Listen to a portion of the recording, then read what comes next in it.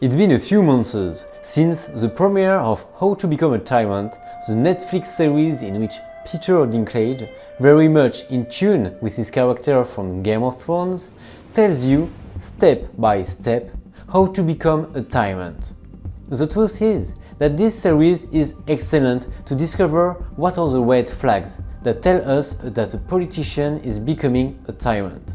But if you want to learn a little more about these characters and discover that there are more toxic beings in the universe than your ex, stay and watch this video, because we are going to give you a tour of the underworld of tyrants in history. The Netflix series, in a somewhat comic tone and a bit of a parody, aims to teach the viewer how to be a dictator.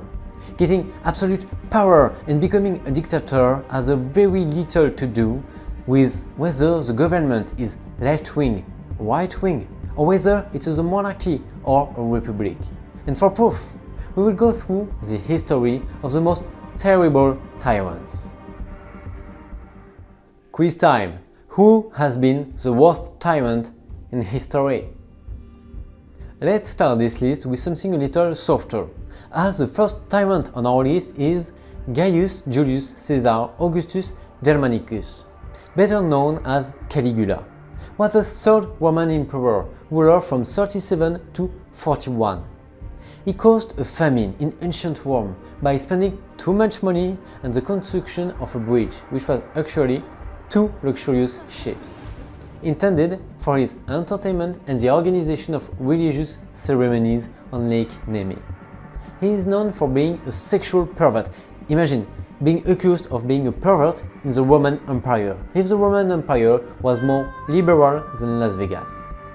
Perhaps the most famous fact of Caligula is that he appointed his horse as consul, but it was not the worst of all. He was accused of incest and prostituting his sisters. At the beginning of his rule, things were going well. However, he undertook several reforms that bankrupted the empire. The lack of money forced him to establish extreme measures, such as asking for money from the plebs. What would the ancient Romans think of our current system? His excesses made him the victim of conspiracies. He was finally assassinated in 41 by the Praetorian Guard and the senators. Idi Amin Dada, president of Uganda, his era of terror lasted from 1971 to 1979. He came to power in alliance with the United States. He promised to organize democratic elections, which obviously he never did.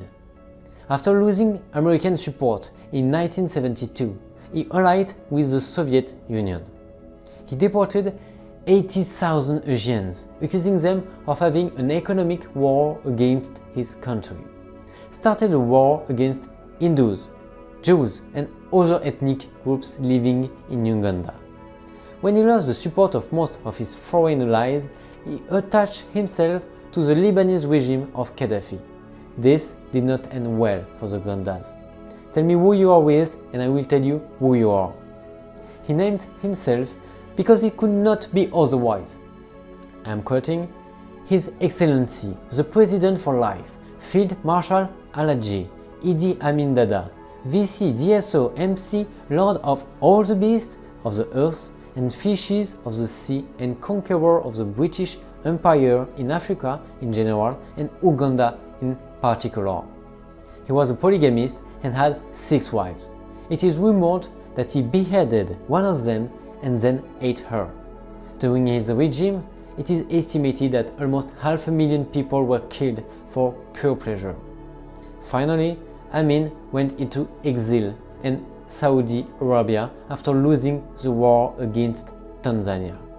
Salat Sat, nicknamed Pol Pot, a Cambodian guerrilla fighter, is on this blacklist. He participated in a war against the Cambodian monarchy. He established a kind of agrarian communism, eliminating from the country all structures of the old regime, such as schools, buildings, stores. During his reign, he started with the so-called purification of the population. Well, normal people know it as the Cambodian genocide, because it ended with almost 3/4 of the population of his country. The pretext to kill was only to suspect that he was a capitalist. Of course, it could not be otherwise with a communist dictator. The worst thing was that a slow and painful death was ordered for the unwary accused. Rafael Leonidas Trujillo is the next tyrant in our list stained with blood. He was a military and dictator of the Dominican Republic of ultra-right. Yes, because the right is also taken to extremes. He ruled his country for 31 years. In 1937, he took the army to the Haitian border and out of pure racism ordered a massacre of Haitians. It is estimated that 25,000 Haitians died. Like other tyrants on this list, he began with a cult of personality. Statues of himself all over the country. It is rumored that he killed the families of young virgins so that they would participate in his orgies. In 1959, he organized an attempt to kill the Cuban president Romulo Betancourt. With this, he lost the American support to be ambushed and assassinated in 1961. Kim Dynasty. In this new entry, we have together the grandfather, father, and current president of North Korea. This dynasty has been responsible for such a great publicity that leaves Coca-Cola as a practice of interns. Because for years it has been instilled to the North Koreans that they are their saviors, as well as a kind of gods.